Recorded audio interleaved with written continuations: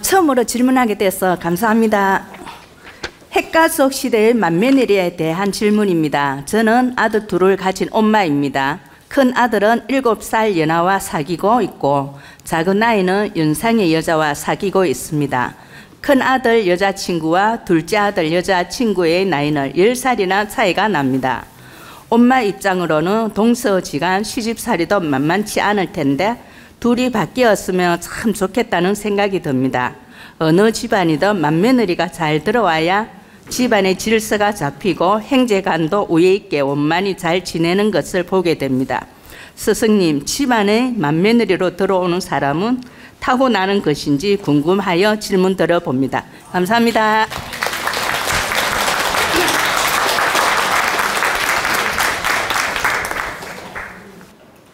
집집마다 아들만 둔 분도 있고 아들, 딸을 둔 분도 있는데 아들이 있는 분들은 며느리를 잘 두고자 항상 그러한 기대와 욕심을 가지고 있습니다.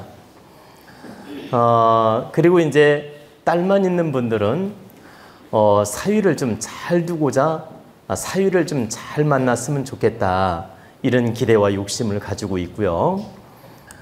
그런데 특히 우리나라 관습을 보면 우리나라 그 관습의 역사를 보면 며느리에 대한 이야기가 많지 않습니까? 딸이 시집가서 그 집 잘했다, 잘못했다, 그 집을 흥하게 했다, 망하게 했다 이런 얘기는 없고 지금 내 딸이 며느리로 갔으면 며느리인데 내 딸이 어떻게 해서 잘됐다, 못됐다 이런 말은 없고 우리 집 며느리가 들어왔는데 복덩이가 들어왔다.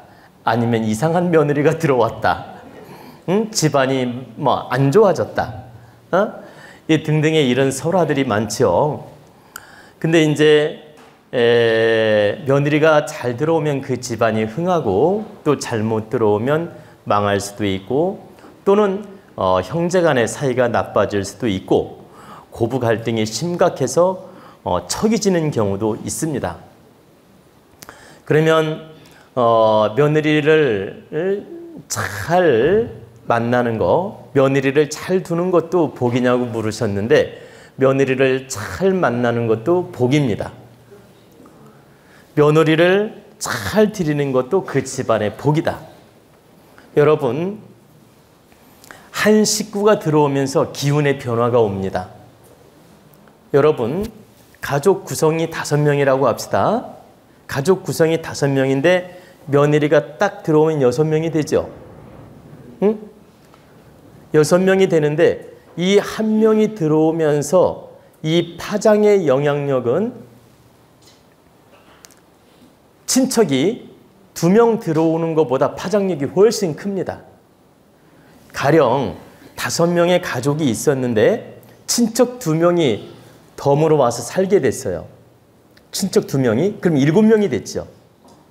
이것보다 며느리가 1명 잘 들어오느냐 못 들어오느냐에 따라 이 파장은 몇 배 크다고 보시면 돼요. 이 한 명의 숫자가 늘어나고 안 늘어나는 거에 따라서 이 가문의 영향과 가정의 영향과 그 소가정이든 대가정이든 파장이 크다. 그러면 잘 들어왔을 때는 좋은 긍정적으로 파장이 크고 잘못 들어왔을 때는 부정적으로 파장이 크고 평범할 때는 별로 표가 안 날 뿐이다. 그러면 여러분 그 며느리 잘 얻는 방법을 제가 이제 말씀을 해드릴 텐데 아들 가진 분 관심을 가지시면 돼요. 아들 가지신 분들은 며느리를 잘 얻는 방법이 몇 가지가 있는데 그 중에 첫째, 며느리감 관상에 남편 자리가 크게 흉살이 없는지를 살펴보는 겁니다. 흉살이 없는지. 그러니까 크게 흉살이 없다는 걸 뭘 보고 알 수 있을까요? 여러분 이제 큰일 났습니다. 오늘 제 얘기 들으면. 이제 흉살이 없다는 걸 뭘 보고 알 수 있느냐? 여자는 남편을 뜻하는 그 자리가 굉장히 많아요. 여자 관상에서 이마는 남편의 사상과 정신적 에너지, 지식 에너지, 사상 에너지를 보는 것입니다. 여자의 이마를 보면 남편감이 지식이 있고 사상이 좋고 또 생각이 바른지 이걸 볼 수 있는 게 바로 여자의 이마예요. 그리고 여자의 코는 남편이 능력이 있는지 없는지, 복이 있는지 없는지 이걸 볼 수 있고, 또 여자의 눈가, 여기 있죠, 가해, 눈 끝에, 이 가해는 부부 관계 사이를 볼 수 있고, 그리고 이 눈 쌍꺼풀이라든가 눈의 모양이 있죠. 눈의 모양은 남편 기를 꺾을 상인지 키울 상인지를 그 눈의 기상을 보고 알 수 있고, 그 다음에 이 턱 있죠. 이 턱은 자손을 의미하기도 하고 부활을 의미하기도 하고 아랫사람을 의미하기도 하지만, 이 턱이 복이 있게 잘 생기면 말년이 이제 남편 덕으로 그래도 복을 누리며 살 수 있는 상이라고 할 수 있어요. 그리고 만약에 이제 턱이 좋은 경우에는 남편이 없더라도 말년에 잘 살 수도 있습니다.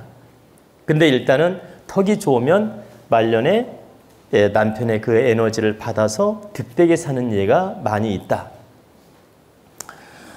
그러면 가장 이제 비중 있게 남편을 뜻하는 부분이 여자 눈이 보세요. 치켜 올라가고 째졌어. 이건 이제 남편을 칠상이야. 절대 그런 사람을 만나면 안 되겠죠. 그리고 이 눈가의 끝에 흉터가 있어요, 여자가. 그러면 부부 사이가 안 좋을 징조이니까 이제 부부 관계가 안 좋을 징조이니까 염려가 되고, 그리고 여자 코가 외부리 코이거나 지나치게 크다. 그러면 남편 기를 누를 상이고, 너무 작으면 남편이 출세를 못한다는 의미가 있고, 그리고 이마가 흉터가 있거나 비좁거나 문제가 있으면 남편 사상이나 지식이나 남편의 의식이 부족하다는 걸 의미하고, 하나 또 있습니다. 여자 앞니빨 대문이 2개가 있죠, 위에. 앞니빨은 남편의 건강을 뜻합니다. 이 대문이 있잖아요, 위에. 대문이빨, 위에 이빨 2개는 남편의 건강을 뜻합니다. 그래서 앞니 2개가 깨졌거나 망가졌을 때는 남편 건강이 염려스럽다는 뜻이 있습니다. 그래서 며느리감을 받는데 앞니 2개가 깨져가지고 고쳤어. 그러면 아들 건강에 염려가 있다는 암시가 있기 때문에 조심을 해야 되겠죠. 그리고 좀 전에 말씀드린 대로 이제 턱이 좋으면 늦복이 있다는 것도 의미하면서 내 아들이 말년까지 어떤 경제적 능력을 갖추어서 말년이 좋을 수 있겠구나, 이런 걸 또 상징적으로 볼 수 있다. 근데 여기서 가장 핵심은 눈가의 끝이 여기요, 눈 끝에 요 자리가 함몰되거나 흉터가 없는 게 일단은 우선이고, 눈에 살기가 없어야 되고, 눈이 막 째지거나 치켜 올라가거나 살기가 없어야 되고, 그 다음에 코가 반듯하고 바르게 생긴 걸 우선적으로 봐야 된다. 물론 아까 이마 이런 여러 가지가 다 있지만 이 3가지가 아주 가장 중요한 핵심 포인트라는 것입니다. 이 포인트를 잘 봐서 큰 결점이 없고 하자가 없다면 그래도 긍정의 점수를 줄 수 있고, 이 눈가하고 이 코하고 눈빛하고 이게 크게 하자가 있을 때는 매우 조심을 해야 된다. 그리고 이제 이마라든가 이빨이라든가 이런 게 다 좋으면 더 좋고, 근데 이제 다 100% 욕심대로 만나기는 어렵기 때문에 눈빛, 눈매, 그 다음에 눈가에, 그 다음에 코, 이 생김새를 유심히 잘 봐서 큰 무리가 없거나 하자가 없을 때 며느리감으로 득이 된다라고 이해를 하시면 됩니다. 물론 앞니도 건강한 게 좋고 이마도 바르게 생긴 게 좋다. 그러면 지금 제가 말씀드린 관상을 1차적으로 참고하고 그 다음에 사주궁합이 좋다면 좋은 며느리감이라고 볼 수 있다는 뜻입니다. 그런 경우에 며느리를 얻었을 때 큰 무리는 없다. 근데 관상은 좋은데 궁합에 문제가 있거나 사주에 문제가 있으면 이 사람 자체가 좋을 뿐이지 우리 집에 올 복이 없는 거예요. 이 사람 자체는 좋지만 우리 집하고 인연이 닿을 수 있는 복이 없다고 보시면 돼요. 근데 그 자체가 좋으면서 궁합이 좋고 사주가 좋았다? 그러면 우리 집에 인연이 닿더라도 좋은 인연이 될 수 있다는 걸 보여주는 거란 얘기입니다. 그리고 이제 여러분이 이건 참고하라고 말씀을 드리는데 집안이 가난하고 어려운 집, 아주 궁핍한 집이 며느리를 얻을 경우에는 팔자에 살이 있거나 좀 센 사주를 만나면 며느리 얻고 나서 집안이 잘 됩니다. 예를 들면 지금 막 궁핍하고 형편이 어려워요. 근데 며느리감을 딱 데리고 왔는데 사주를 보니까 막 백호살도 있고 괴강살도 있고 막 사주가 세. 근데 궁합은 괜찮아. 그리고 관상을 봤더니 크게 흉사는 없어. 제가 말씀드리는 건 막 여성스럽고 또 약간은 막 활동적이고 또 약간은 막 대장부 기질이 있고 예를 드는 거예요. 여장부 기질. 이 여장부 기질이 있고 그런데 팔자를 딱 봤더니 막 백골살도 있고 괴강살도 있고 사주가 좀 세게 나왔어. 이런 경우에 그 며느리를 얻고 나서 집안이 일어납니다. 막 부자가 되거나 굉장히 급변적인 긍정 변화가 와요. 급변적인 좋은 변화가 온다. 근데 반대로 집안이 굉장히 편안하고 경제력도 좋고 집안이 좋아. 아무 문제가 없어. 아무 문제가 없는데 며느리를 딱 얻으려고 사주 봤더니 백호살도 있고 괴강살도 있고 막 사주가 엄청 세. 그리고 관상을 딱 봤더니 막 여장부 스타일이고 부리부리해. 응? 이제 이런 경우에 며느리를 얻고 나서 집안이 어려워지는 예가 많이 생깁니다. 이건 극단적인 예를 들어드렸는데 우리가 보기 쉬운 예라서 설명을 해드린 겁니다.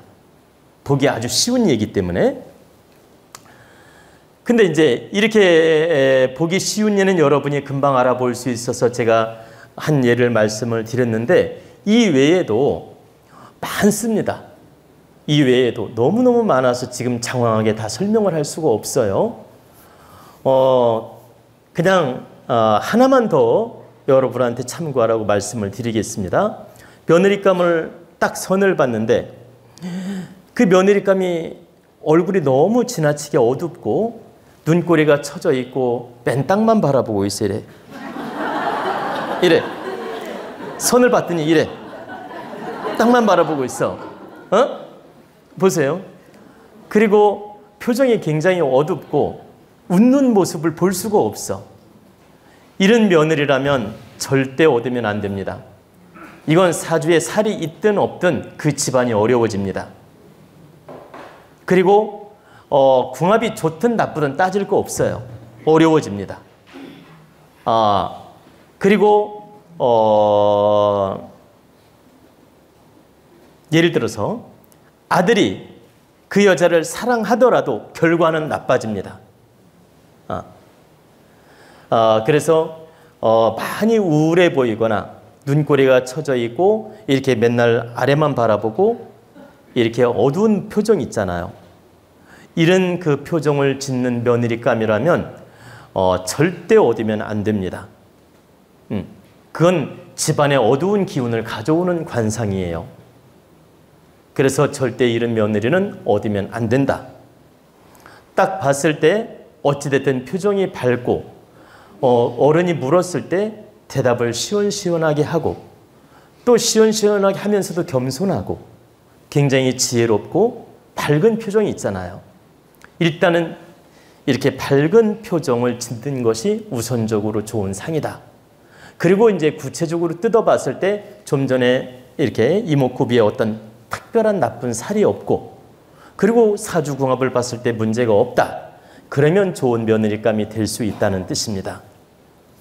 여러분이 기본적으로 이렇게만 참고해서 며느리감을 잘 구하더라도 큰 하자는 없다는 뜻입니다. 제가 가장 핵심 그 팩트만 지금 체크해서 설명을 드린 겁니다. 그리고 질문 중에서 맏며느리는 하늘이 내냐고 물었는데 하늘이 낸다 해도 말이 되고 또 하늘이 낸다라는 굳이 그런 표현을 쓰지 않아도 맏며느리는 선천적 기운을 타고난다고 볼 수 있습니다. 그게 무슨 말씀이냐면 선천적 기운을 타고나기 때문에 하늘이 낸다는 말씀도 일리가 있고 또 굳이 하늘이 낸다는 단어를 쓰지 않더라도 맏며느리는 바로 큰 기운을 받은 사람이라고 이해하시면 돼요. 좀 다시 제가 정리해드리면 맏며느리는 그 집안에 시집을 가서 대표 역할을 하기 때문에 일단은 사주를 보나 관상을 보나 좀 큰 기운을 가진 사람들이 맏며느리로 시집을 간다. 좀 센 기운, 좀 강한 기운, 좀 큰 기운을 가진 사람들이 대체적으로 맏며느리가 된다는 뜻입니다. 그래가지고 그 집안을 긍정적으로 이끌 수도 있고 도울 수도 있다. 근데 이 맏며느리 개념도 지금은 많이 없어졌습니다. 왜 없어졌느냐? 다 첫째든 둘째든 셋째든 따질 것 없이 다 부모랑 떨어져 살고 각자 생활을 하고 또 형제간에 각자 역할을 대부분 하기 때문에 맏며느리라고 해서 특별히 막 모든 걸 책임지고 둘째라고 해서 책임을 안 지고 이런 개념이 아니고 다 각자 역할을 하면서 적당한 책임감을 가지고 적당히 역할을 하기 때문에 요즘에는 그 맏며느리 무게가 작아졌다는 얘기입니다. 옛날에 비해서. 작아졌지만 그래도 맏며느리는 큰 기운을 가진 사람들이 대체적으로 맏며느리가 된다. 그러면 여기서 큰 기운은 무엇으로 분별할 수 있느냐면 사주를 보면 사주가 리더적 기운을 가진 사주들이 있어요. 하나 예컨대 사주가 보면은 간목 일간의 기운이라든가 예를 들어서 갑병무경님 아시죠? 양간. 갑병무경님의 양간의 기운을 가지고 있거나 또는 사주의 괴강살 또는 백고살 또는 도화살 또는 장성살, 장성살이 도화살과 같습니다. 이 장성살, 도화살 또는 뭐라고 할까 에너지가 신강하거나 우리가 신약도 있고 신강이 있잖아요. 사주를 보면 에너지가 신강하거나 등등의 이렇게 사주의 에너지를 보면은 좀 리더적 기운, 강한 기운을 타고난 여성이 대부분 맏며느리로 결혼하는 경우가 있고 또 맏며느리 역할을 그런 분들이 좀 잘한다. 근데 아주 나약한 사주가 맏며느리가 됐어요. 깜이 아닌데 맏며느리가 됐을 때는 맏며느리지만 역할을 또 못하는 겁니다. 맨날 동서한테 치이고 동서한테 좋은 소리 못 듣고 동서한테 쩔쩔매고 맏며느리지만 역할을 못하는 거예요. 그리고 항상 보면은 이렇게 위축이 되거나 뒤처져 있다. 서열은 윗사람인데 뒤처져 있다라는 거예요.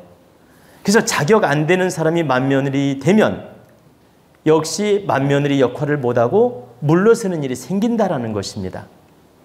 우리가 막내가 장남 역할을 하는 경우 있지 않습니까? 그러면 막내라도 장남의 기운을 타고나면 장남 역할을 하는 겁니다. 그리고 장남이라도 막내 기운이라면 형 노릇을 못하는 겁니다. 형 노릇 못하고 어때요? 맨날 질질 끌려다니면서 동생 노릇하는 거예요. 그래서 여러분이 서열에 맞게 기운을 타고난 게 중요하다. 서열에 맞게 장남이면 장남 팔자, 맏며느리면 맏며느리 팔자, 이렇게 타고난 사람끼리끼리 만나면 그 집안이 무리 없이 잘 굴러가고, 이게 뒤바뀌면 문제가 나타난다라는 뜻입니다. 장남이 막내 팔자로 타고난다든가 맏며느리 팔자가 둘째, 셋째 며느리로 타고난다든가, 그러니까 맏며느리로 시집을 왔는데 둘째, 셋째 며느리 팔자야, 예를 들면. 이럴 때 무리가 나타나는 겁니다. 그리고 보세요. 맏며느리 팔자라면 셋째한테 결혼했는데도 그 아들이 맏며느리 하게끔 장남 역할을 합니다. 셋째한테 결혼했는데 그 셋째가 그 집안의 장남 역할을 해서 이 며느리도 맏며느리 역할을 하게 된다. 이런 예가 많이 있다는 겁니다. 그래서 맏며느리는 꼭 서열적으로만 맏며느리 팔자라고 볼 수가 없다라는 거예요. 서열, 장남이라는 위치, 이 서열로만 맏며느리 팔자라고 볼 수가 없고 그 에너지가 맏며느리 팔자인지를 봐야 된다. 그래서 맏며느리는 어때요? 하늘의 기운을 받았다고 볼 수도 있고 자기 팔자 질량이 좋아서 맏며느리 역할을 할 수도 있다. 그래야 하늘로부터 좋은 기운을 받을 수도 있지만 좀 에너지가 좋아서 맏며느리 역할하는 경우도 있기 때문에 둘 다 정답이란 뜻입니다. 그래서 여러분이 이런 걸 참고해서 맏며느리 얻을 때 아들이 장남 팔자인지를 보고 맏며느리 팔자를 얻는다면 득이 되고, 장남이지만 장남 역할 못할 팔자라면 맏며느리 감 팔자를 얻는 게 부담이다.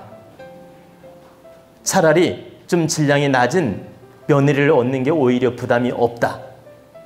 그리고 내 아들이 장남이면서 장남 역할을 잘할 때는 맏며느리 팔자를 얻는 게 득이 된다, 이런 뜻입니다. 그래서 여러분이 이런 걸 잘 참고해서 아들, 딸 결혼을 바르게 시키란 뜻입니다.